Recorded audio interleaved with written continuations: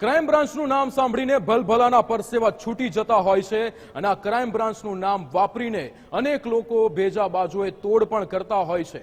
અમદાવાદની અંદર આવી જે ઘટના સામે આવી છે, જ્યાં સસ્પેન્ડેડ પોલીસ ઓફિસરે 50 લાખ રૂપિયાનો તોડ કર્યો છે।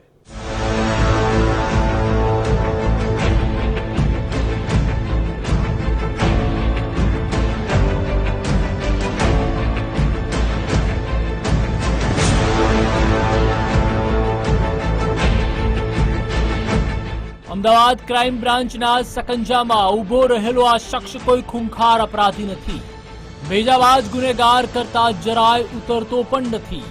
ચોંકાવનારી વાત તો એ છે કે ક્રાઇમ બ્રાન્ચની ટીમે જે રીતે તેની ધરપકડ કરી છે, એ રીતે એક સમયે આરોપીઓને પકડી જેલ હવાલે કરનારો આ શખ્સ સસ્પેન્ડેડ પોલીસ કોન્સ્ટેબલ છે।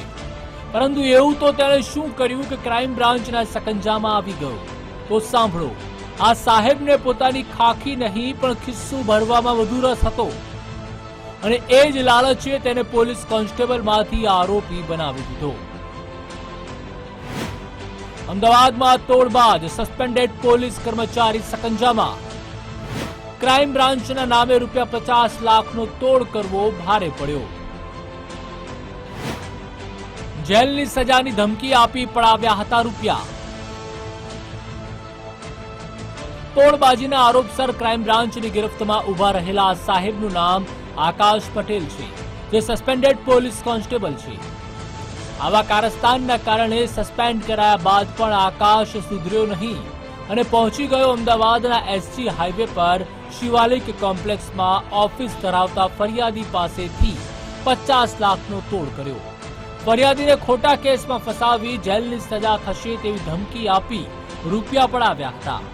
આ બાબતે ફરિયાદીએ પોલીસને જાણ કરતા આખો કેસ ક્રાઇમ બ્રાન્ચના હાથમાં આવ્યો। ત્યારબાદ સીસીટીવીના આધારે ઓળખ કરી પોલીસે સસ્પેન્ડેડ તોડબાજ કોન્સ્ટેબલને ઝડપી પાડ્યો।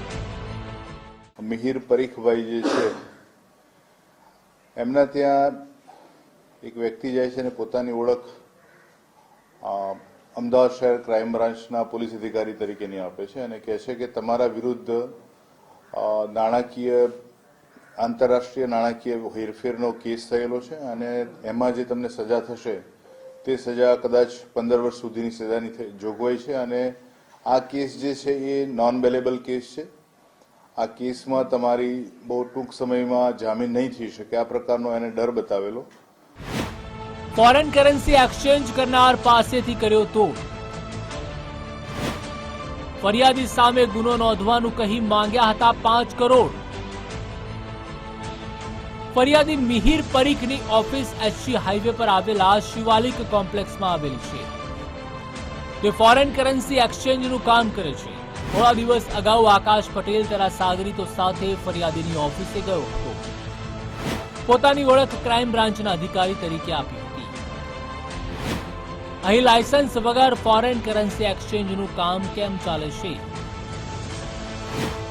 તેમ કહી ગુનો ના નોંધવો હોય તો 5 કરોડ આપવા પડશે તેમ કહ્યું। ફરિયાદીએ 5 કરોડ ન હોવાનું કહેતા અંતે 50 લાખ રૂપિયામાં ડીલ નક્કી થઈ હતી। પહેલા 10 લાખ અને બાદમાં 40 લાખ રૂપિયા ફરિયાદીએ આરોપીને આપ્યા હતા। જોકે પછી શંકા જતા ફરિયાદીએ સીસીટીવી કેમેરા ચેક કર્યા, ત્યારબાદ પોલીસ ફરિયાદ નોંધાવી હતી। 4 કલાક સુધી આ જે ફરિયાદી જે છે એને ભયમાં રાખેલો અને એ સમયે ફરિયાદી એના જે પ્રભાવમાં આવી અને એની પાસે એને 50 લાખ રૂપિયા રોકડા એને આપેલા। શરૂઆતમાં 40 લાખ રૂપિયા એને આપેલા અને પછી 10 લાખ રૂપિયા તે જ દિવસે અલગ અલગ 2 જગ્યાએ એને ભેગા મળીને એને આપેલા। ત્યારબાદ જે આરોપી છે હાલના આકાશ પટેલ આ ગુનાના, અને આકાશ પટેલ જે છે એ સસ્પેન્ડેડ કોન્સ્ટેબલ છે। તોડબાજ સસ્પેન્ડેડ કોન્સ્ટેબલ વિરુદ્ધ અગાઉ પણ ગુના। એવું નથી કે આકાશ વિરુદ્ધ તોડબાજીનો આ પહેલો ગુનો નોંધાયો હોય। આકાશ પટેલ વિરુદ્ધ અગાઉ પણ અનેક ફરિયાદો નોંધાયેલી છે। અગાઉ તે પારડી પોલીસ સ્ટેશનમાં ફરજ બજાવતો હતો, ત્યારે લોકો પાસેથી તોડ કરવાના કારણે તેની બદલી થઈ હતી। અન્ય પોલીસ સ્ટેશનમાં ગયા પછી પણ તેને તોડબાજી ચાલુ રાખી, જેથી તેને સસ્પેન્ડ કરવામાં આવ્યો હતો। હવે 50 લાખનો તોડ કરતા ફરી તે ઝડપાઈ ગયો છે। આ ગુનામાં તેનો સાથ આપનાર 2 આરોપીઓની શોધખોળ કરવામાં આવી રહી છે।